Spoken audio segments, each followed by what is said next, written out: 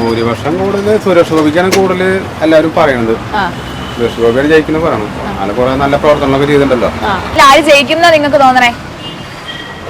പറയണ്ട, സുരേഷ് ഗോപി. പിന്നെ സുരേഷ് ഗോപി. സുരേഷ് ഗോപി. സുരേഷ് ഗോപി. തൃശ്ശൂർ ആര് കൊണ്ടു? സുരേഷ് ഗോപി. സുരേഷ് ഗോപി കൊണ്ടുവല്ല കൊടുക്കാണ് ബുദ്ധിയുള്ള ജനങ്ങൾ കൊടുക്കും. അപ്പൊ ഓണസ്റ്റിൽ മത്സരിച്ച് BJP നിലനിൽക്കും, സുരേഷ് ഗോപി നിലനിൽക്കും, സുരേഷ് ഗോപി സീറ്റും കിട്ടും. ജനങ്ങളുടെ പ്രശ്നങ്ങളിൽ ഇടപെടാനും അതിനൊരു പരിഹാരം ഉണ്ടാക്കാനും സുരേഷ് ഗോപിയെ കൊണ്ട് സാധിക്കും എന്നുള്ളത് ജനങ്ങൾക്ക് വിശ്വാസം ഉണ്ട്. മോദി തരംഗം അല്ലെങ്കിൽ മോദി ഗ്യാരണ്ടി തൃശ്ശൂരിൽ സുരേഷ് ഗോപിക്ക് ഗുണം ചെയ്യുമോ? എന്താണ് തൃശ്ശൂരിലെ വോട്ടർമാർക്ക് ഇതിനെക്കുറിച്ച് പറയാനുള്ളത്?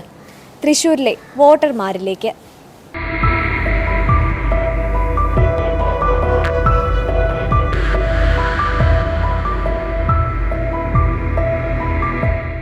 സ്ഥാനാർത്ഥികളൊക്കെ നല്ല സ്ട്രോങ് ആണ്.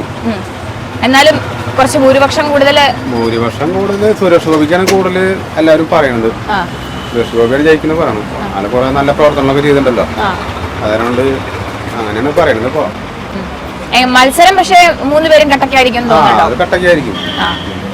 സുരേഷ് ഗോപിയാണ് ജയം കൂടുതൽ സാധ്യത. ഗംഭീര മത്സരമാവാൻ സാധ്യതയുണ്ട്.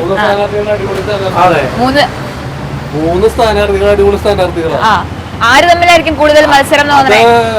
സുരേഷ് ഗോപിയും സുനിൽകുമാറും തമ്മിലായിരിക്കും. എന്നാലും അപ്പൊ അതിൽ ആര് ജയിക്കുന്ന നിങ്ങൾക്ക് തോന്നണേ? പറയണ്ട, സുരേഷ് ഗോപി. പിന്നെ സുരേഷ് ഗോപി സഹായങ്ങൾ ചെയ്യുന്നുണ്ട്.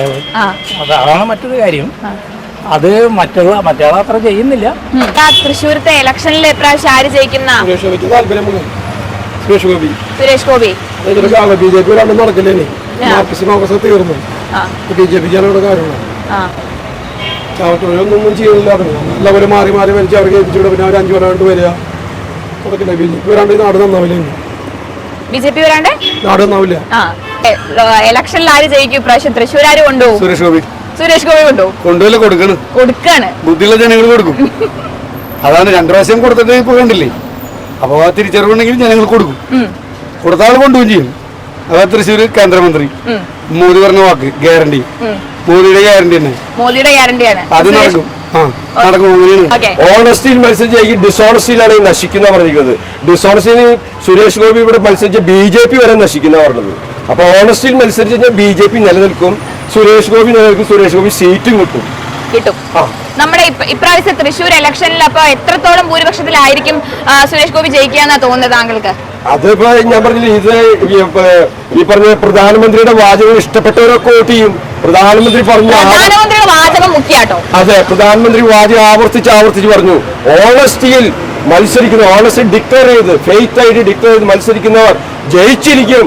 നാളും ഇടതുപക്ഷവും വലതുപക്ഷവും മാറി മാറി ഭരിച്ചിട്ടും കാര്യമായ വികസനം തൃശ്ശൂരിന് വേണ്ടി കൊണ്ടുവരാൻ സാധിച്ചിട്ടില്ല. അത് മാത്രമല്ല, കരുവന്നൂർ പോലുള്ള വിഷയങ്ങളിൽ ഇടപെടാൻ വളരെ മുൻപന്തിയിൽ നിന്നിട്ടുള്ള ഒരാളാണ് സുരേഷ് ഗോപി. ജനങ്ങളുടെ പ്രശ്നങ്ങളിൽ ഇടപെടാനും അതിനൊരു പരിഹാരം ഉണ്ടാക്കാനും സുരേഷ് ഗോപിയെ കൊണ്ട് സാധിക്കും എന്നുള്ളത് ജനങ്ങൾക്ക് വിശ്വാസമുണ്ട്. സ്ത്രീകൾക്കാണെങ്കിലും എല്ലാവർക്കും ആ ഒരു വിശ്വാസമുണ്ട്. ആ വിശ്വാസം തന്നെയാണ് സുരേഷ് ഗോപിക്ക് എല്ലാവരും വോട്ട് ചെയ്യാൻ തീരുമാനിക്കുന്നത്.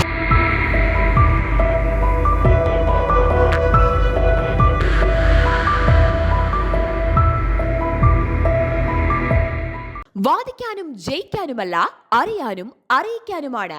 ഇനി സത്യസന്ധമായ വാർത്തകൾ നിങ്ങളുടെ വിരൽത്തുമ്പിൽ.